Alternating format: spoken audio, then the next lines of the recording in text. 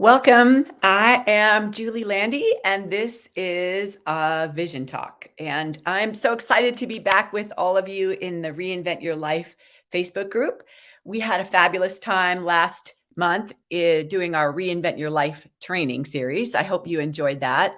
And hopefully, you're here now and looking at another opportunity to get some hopefully helpful training. And we do these vision talks. Basically, we say they are for the adventurous, faith-filled soul longing for more. And, many times we'll interview someone. Oftentimes it'll just be one of us from the team, Live Your Vision training. But today it's just me. And I don't know about you or what's going on in your life, but I don't know how uh, clear your future is.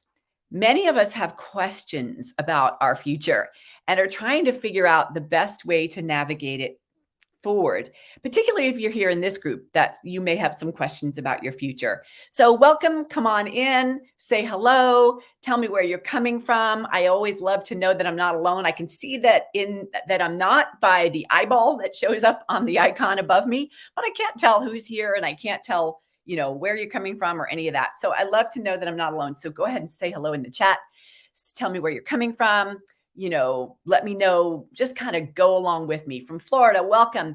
Let me know, answer me when I ask some questions so I can feel like we're having a conversation. So I always love these times, and they're very, very special to me to have a group of women together and that really do long for more. And they know there's more in them. That's why they're here. That's why you're here. So welcome, welcome, welcome from Florida, from Idaho, from across the US. I'm super grateful. I have a question for you. How many times have you found yourself facing great uncertainty?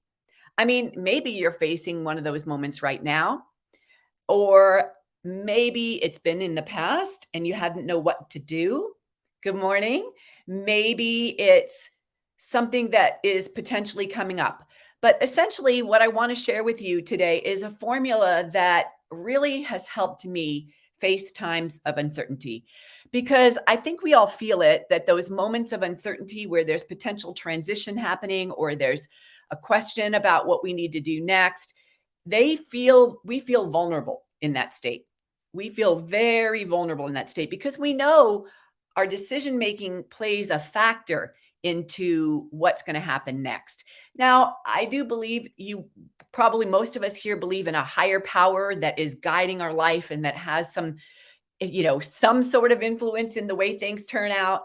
But we also probably feel, if you're here, that you have something to do with this, that you have a say in it, that you're a partner in this decision-making process.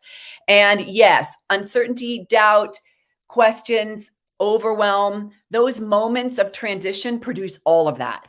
So I really wanted to share something that's been helping me even today. I've been going over this for myself and has helped me really for quite a while. Now, I will say this. Initially, I created this process for myself back in 2020. Sounds funny to say that, right? Back in 2020. That was just about 3 years ago, right around this time, actually, when the pandemic had begun to kick in pretty strongly. And it looked as if we didn't know what was coming and we didn't know how long it was coming for. So it was very hard to plan things at that time, whether it was travel or business or a lot of things like our health, where, we had questions about our loved ones.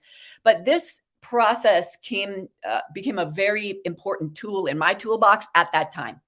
Prior to that, I would say, I mean, obviously that wasn't the first time I was facing uncertainty. I think at that point in time, we'd moved 30 times, something like that, in 32 years of marriage, my husband and I. So I had realized that, uncertainty was becoming a regular part of my life and I needed a process or a protocol to be able to handle it. I think most of us feel that we've come to that awareness now that there's nothing certain in life and that we have to learn how to create some strategies for uncertainty because more times than not, we're living in that. And more times than not, we don't have control. So I just wanted to share this with you and just have a little chat today on this strategy. But I know before I had a strategy for this, I was very much looking outside myself for some external help.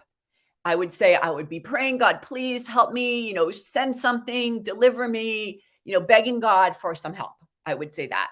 or I'd be looking to somebody else for solution, advice, answers. I'd be looking even at the scriptures for direction, digging through books, different self-help books, all sorts of things that were externals. I would say that they are. But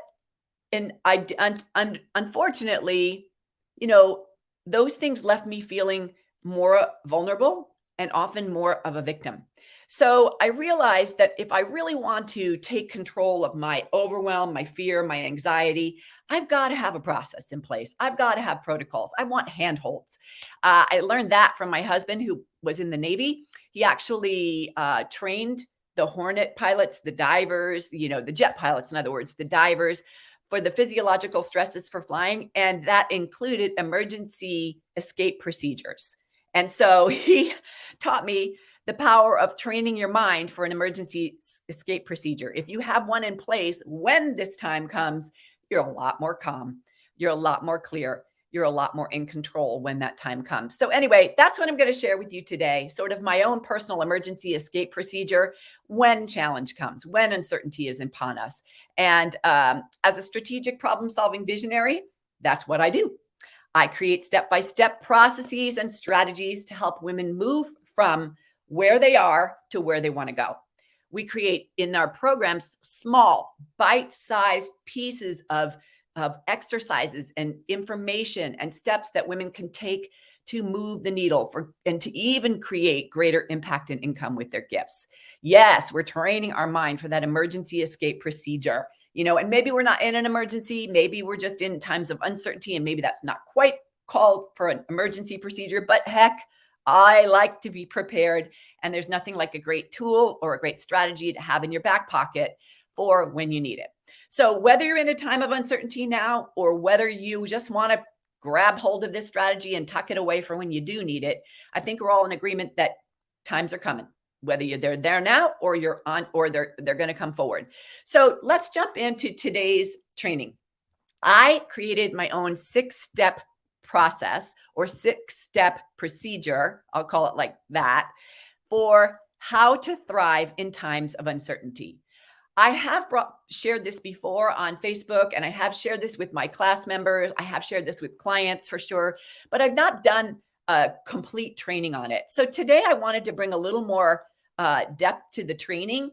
And I just wanted to say, if you're in a place where you need to make some decisions and things are not clear yet, this is perfect timing for you. The very first step I realized when I was facing so much uncertainty in that time of the pandemic, and even this morning, I'll tell you that, I realized I have to get grounded. I cannot run on my adrenaline and be frantic and reactionary or trust my emotions in that moment. I don't know about you guys, but I don't want to trust in myself entirely at that time. I want to trust in some well thought out process proven to help. This has helped and proven over time. So step number 1, let's get right to it now, shall we? We need to anchor. I've learned anchor into something unchanging. That sounds like really rocket science. I know most of the things that I teach and train on are not high level. They're relatively basic and really intuitive step-by-step plans. So I want you to think about anchoring into something unchanging. What in your life has the guarantee of being a steadfast rock? I want you to think about that.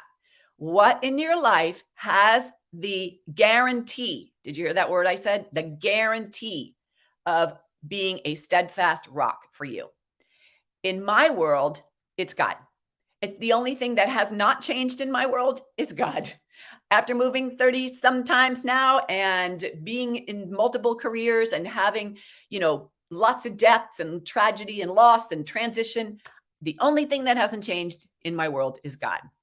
Now, both Malachi 3:6 and Hebrews 13:8 declare God is the same, always, never changes. He is always good, always loving, always powerful.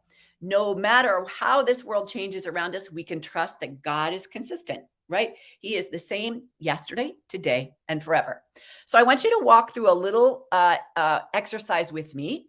And I want you to close your eyes for a second. I really want you to just come and let's all get grounded. Let's take this moment. We're only going to be together for about 30 minutes. So let's take a moment and get grounded here. I want you to close your eyes, put your feet flat on the floor, or if they're curled up in bed, it's okay. Or you're sitting comfortably on a chair. I want you to feel where all the points of grounding are for you. I want you to take a deep breath in and hold it and out. Releasing any tension or anxiety or any other external thoughts. Just getting grounded in where you are physically first. Then I want you to call to mind one of the most wonderful memories you can ever imagine, ever, ever that you have experienced. Maybe it was your wedding day. Maybe it was your daughter's wedding day. Maybe it was your son's wedding day. Maybe it was your child's birth. Maybe it was a graduation. Maybe it was seeing your child overcome something. Maybe it was you winning some special award.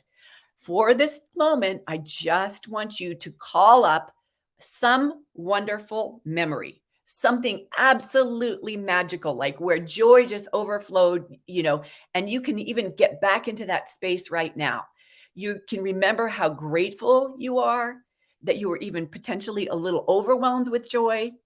You go ahead and feel the air the way it was at that time, the smell, the breath, the sounds, your breath, how you were breathing at the time, the sights, what dress were you wearing, what occasion was it, who was there. Go ahead, the smells, the sights, the sounds, the what you felt, all of it. See if you can't call to mind with your eyes closed now that absolutely fabulous, most amazing day or moment of your life. Okay. You all got it? Okay, good. Now that you've got that amazing memory, that amazing moment very clear in your mind, I want you to realize that same God that gave you that moment is giving you this uncertain moment at this time. Okay? So he's the same good God that gave you the most magical moment as he's giving you this moment. Okay? So that's what we do. We get to fill up in the magic and the mystery and the amazing abundance of God when we need it. And remember that he's the same yesterday, today, and tomorrow. So that same abundance, that same generosity, that same beauty will be present. Yes, that was present yesterday, is present today, is present tomorrow, and it will be. He will be. So hang on to that. And that's what we anchor into, is that he has not changed. He is the same good, all-knowing, all-powerful, all-generous, all-glorious God working on your behalf. Okay, so we're anchored into something wonderful and unchanging. Step number 2. You guys ready? All right, we're going to trust now. First, we anchor into something unchanging. Second step, we trust that what you have is what you need to face what you must. Okay, I'll say that again. What you have, you need to trust in what you have is what you need to face what you must, whatever that might be coming forward. All right, for me, I had to get reconnected and do regularly with God, with my God-given strengths, my resources, and hold on to what 2 Peter 1 verse 3 says, that his divine power has given us everything we need for life and godliness. Yep. So we're anchored in something unchanging. We're trusting in the fact that we have what we need to face what we're about to face. And we are getting more grounded as we speak. I hope you feel that way. I have what I need. You have what you need. I don't have to even know you to know that. I just know that you have what you need. Okay. And now I want to recommend that you take some inventory. Now, you may or may not be able to do that in this call, but go ahead and inventory what you actually do have already in terms of your own unique abilities, your own strengths, your own resources, your own experiences. It was my experience that I realized that I moved 30 something times that enabled me to go, hey, I can handle this uncertainty. It was my understanding that I am a strategic problem-solving visionary who perseveres optimistically to win others over, turning ideas into opportunities, fascinated by the uniqueness of others, and confident in my own ability to learn. Knowing my strengths made me realize I have what I need right now. It made me realize I have what I need right now in this moment, not just in the pandemic, but in this moment as life has gone on. The more in touch with what you have already have, the more equipped and confident you will feel to face what you have. All right. Sadly, most women I know are not very in touch with what they already have. They've been so busy looking at everybody else's needs that when some uncertain times come upon them, either good opportunities, believe it or not, or challenging, it fires off the amygdala in the back of the brain and it gets triggered with an emotional reaction, which causes often a fight or flight response. Not where we want to live. That's not my recommendation on how to thrive, right? So, though it is needed, that amygdala was needed. Obviously, God gave it to us in times of daily threats when we were, running from the bear and running for our life. Now we have evolved from most times to a higher order of living where we're not facing the bear out the window. We're not struggling necessarily for food, right? We are moved into a higher order of thinking. So I hope that your mind and your mental fitness has also moved into a higher order of thinking.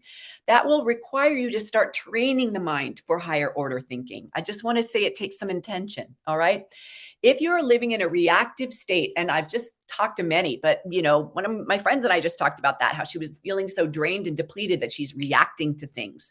Then if you're living in that reactive state, then you'll often forfeit opportunities and withdraw from challenges. If you're finding that you're saying, oh, no, not me, you're not going to volunteer and step up to something wonderful, or you're withdrawing when you feel a challenge coming, then I dare say there's work needed on your own mental fitness to see what you have. So I urge you to do that mental training, get some help if you need to, but get very, very clear on your own resources. It makes all the difference in the world to see how equipped you are. And it has for me to realize, you know what? I can do this. I have what it takes. And what it means is that I am now equipped, and I have a peace of mind and a clarity of action, even in uncertainty. Because it's not about waiting for someone to come rescue me. It's about that I can handle this. So step number 1 is to anchor into something unchanging. Step number 2 is to trust in the fact that you have what you need to face what you must. Step number 3, okay, we're going to keep moving, is to make a choice. Choose to see this time as an adventure rather than adversity. Oftentimes, we don't see uncertainty as an adventure. We don't see it as, we see it more as like, I want to be in control. But the truth is, and if you change it, this slight shift, it means that you're going to move your state of mind to one that is eagerly excited and curious versus dread, fear, and control, right? Think about it. If a time of uncertainty is an adventure, number 1, it's only temporary. It's probably not going to last forever, which is true. It's a season. Number 2, it may be an adventure you don't like or choose to repeat. But if it's an adventure, we can approach it differently, right? We can even learn, as one of our team members said, to enjoy what she typically doesn't enjoy through this new adventurous spirit, right? This, again, takes some work mentally, right? But choice was our very first gift given by God in the garden, and he will not take it away. That gift is something that we need to practice and exercise, right? It definitely will help you see your life differently when you realize you always have a choice. Always. And I do mean always. You always have a choice, which means you always have power. God equipped you with power from day one. What happens is we freak out when we feel trapped, when we feel like we have no choice. But choice is power. I'll say that again. Choice is power, but only if you exercise it. So I'm asking you to exercise it. If you want to thrive in a time of uncertainty, choose to see this uncertainty as an adventure. And you can enjoy that too. Imagine that, even enjoying the uncertain. Mind-blowing, right? All right. Step number 1, we are going to anchor in something that's unchanging, right? Step number two, we're going to trust that we have what we need to face what we must. We're in our own resources. Step number three, we're going to actively, intentionally, deliberately make a choice to see uncertainty as an adventure, something that's really could be, in fact, fun and exciting. Step number four, be willing to surrender to forces even bigger than yourself. All right. At the time, at that time and now, with what I am facing, there are forces at hand that are bigger than me. True. Surrender to me really means a release with trust, not giving up in despair. Okay. I wanted to make that clear. True surrender to me means a release with trust, not giving up in despair and discouragement. All right. So when I say be willing to surrender to forces bigger than yourself, it does not mean you walk away beaten down, discouraged, and, a victim. That's not what I'm saying. It's another choice that we're making. But there are some times when we must release in trust to a mightier force than our own. The key is to have the humility and the discernment to recognize that, and then the faith to act upon that. So again, some of this takes a little bit of training, tuning into the spirit, mental fitness training, being alert and aware, being a student of yourself, not a judge. So many of these things that we teach, they're just greater heightened awareness, but it'll help you so much to keep the cup full and to not freak out in times of uncertainty and actually make really good choices and shine. Heroes are made in times of uncertainty, really, truly. It's amazing, right? So again, the first 4 steps that we've covered so far, if you're just joining us, because I keep seeing more people popping on, welcome. I'm so happy to have you. The step number 1, how to thrive in times of uncertainty, is to anchor into something unchanging, right? Get grounded. Number 2 is to trust in the fact that you have what you need to face what you must. Number 3 is to choose to see this time of uncertainty as an adventure rather than adversity. Step number 4 is to be willing to surrender, release in trust. That's what I'm saying surrender means. Release in trust, not quit in despair, but release in trust to forces bigger than yourself. All right, step number 5. Ready? Ready for this one? All right, I would encourage you to change the filter that you're wearing. Again, this time of uncertainty, and to see it as a test. And you're like, I don't need to change my filter for that one. I do feel tested. I feel tested to the max. I get it. I feel tested too. But let's talk about what a test means to most of us. Most of us have a very negative connotation or feeling that comes up for us when we talk about being tested. It usually is with this burden, right? It's a burden. It's not a excitement. I know my daughter's in law school and she's like, Mom, I have another test. And it's always like met with this burdened feeling. But what if the tests were not necessarily a negative thing? What if your testing was actually a chance, and that's what really tests are for, to demonstrate what you know? What about that? What if it's your chance to show off, to shine, to demonstrate who you are and what you know? What if you could go, yeah, I love a good test because I get to show off, shine, and demonstrate who I am and what I know. That's what tests are designed for. If you think about it, they're designed to help the teacher figure out how well the kids got what they were trained on. So what if your test was the same? What if you met it with the same amount of excitement that, wow, I get to show up, shine, and share what I know and demonstrate? Now, it has its other side too. I get that.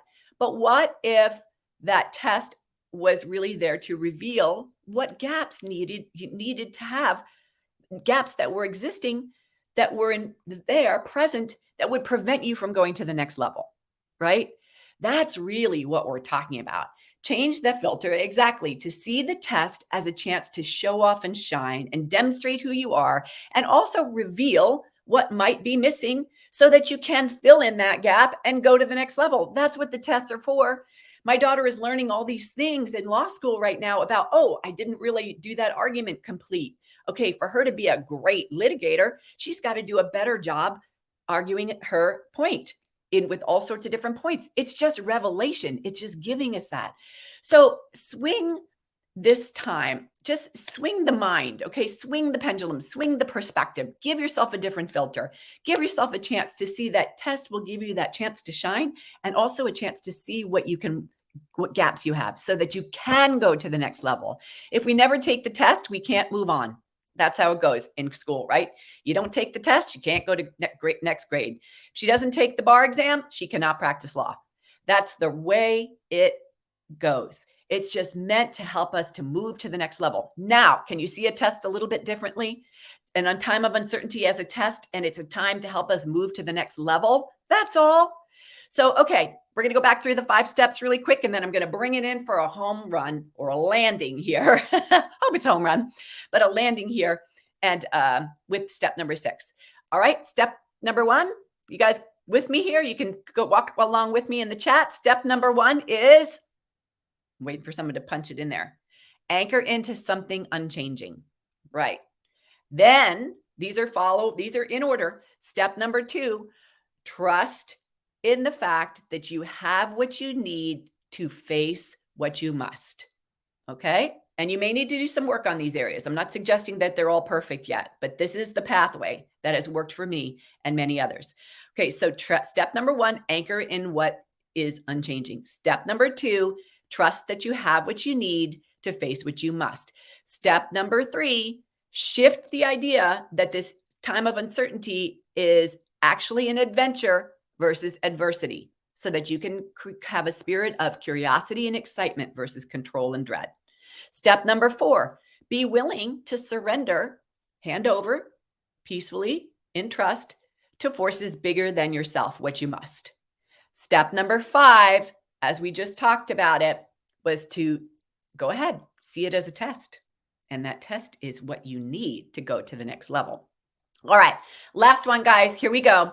Finally, step number 6 that has helped me a ton in this time of uncertainty, even this very morning, is to realize that I am being trained. Okay, like Hebrews 12 talks about, endure hardship as training, right? That's what we're talking about.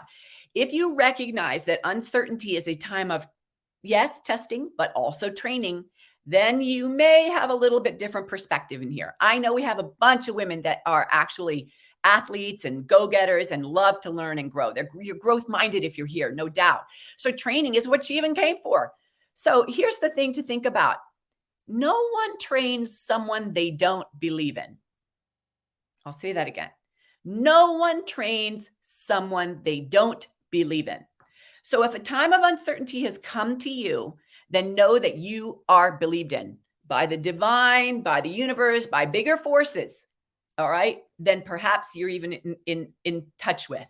But I will say this, if you're in a time of uncertainty, then know it's a time of training and someone believes in you. All right, consider that a compliment. That's what I do. So you, my friend, if you're feeling uncertainty ahead, have been selected for this divine training program. What an honor. Can you welcome it? Can you embrace it? There you have it.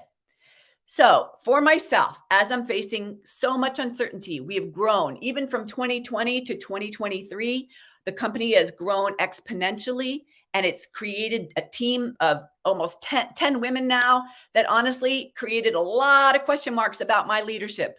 I am facing that day in and day out on how I'm going to lead a group of 10 women into the next chapter of our work here. So I feel the uncertainty right now. I am feeling called higher. So I am actually anchoring myself into step number 1, anchoring into something unchanging. In my case, that's God. And step number 2, even this morning, after I finished anchoring into God, I remembered, I recited my I am statement. I remembered that I have what it takes to face what I must. I am a strategic problem-solving visionary who perseveres optimistically. I know my strengths. I have my resources at the tips of my fingers. I know that my experience counts. I can lean on all these things that God has provided so richly for me. Step number 3, it's an adventure. I've never been here before. This is all new to me, so I'm going to be curious. I'm not going to be judgmental, but I'm going to be curious. I'm going to give myself a learning curve. I'm going to be excited about what's coming my way. Whether I like it or not, I'll find a way to learn and grow. Now, that's one of my values, learning and growing. So step number 3 is that I'm going to see this as an adventure. I know it's not forever. I'm going to relish this time while I have it. Step number 4, I'm going to surrender to the bigger forces at hand. God's got this. There are much bigger forces at hand. A lot of other people I don't control, I only influence. And I am super grateful for the people in my life, every moment, every day, every minute we get to spend together. But I know those are ever changing ongoingly. And so I understand that. So I'm going to surrender to the bigger forces in my life. And I'm going to understand that it is a time of testing for me right now. My leadership is being tested, and I'm going to be shining where I can shine, making good decisions where I can. And I'm going to also be reveling in the fact that there are gaps that I get to learn and fill. And finally, I feel honored to be being trained. And no one trains someone they don't believe in. I know I'm being trained, and you are too if you're here today. So I hope this is helpful. We've just crossed over the top of the hour, so I know it's 30 minutes, just over 30 minutes, but I'm super grateful. If you have any questions at all, or you want to know more about how to do this, you're welcome to jump on a call with us, set up your own vision session. We do those in a complimentary fashion right now. We're getting so busy, though, we may end up changing that. So if you want one, get on that and join us, continue to join us for these incredible trainings. We'll have some more trainings for you next month. And we have a really big event coming up on September 16th at Pepperdine University, our Live Your Vision Live. So mark your calendars, start to plan to come see us live. We're going to spend a whole day together with an international crowd, really something special. So I love you all. Thank you so much. I hope this helps you. And this is about how to thrive in times of uncertainty. Much love. Have a great day.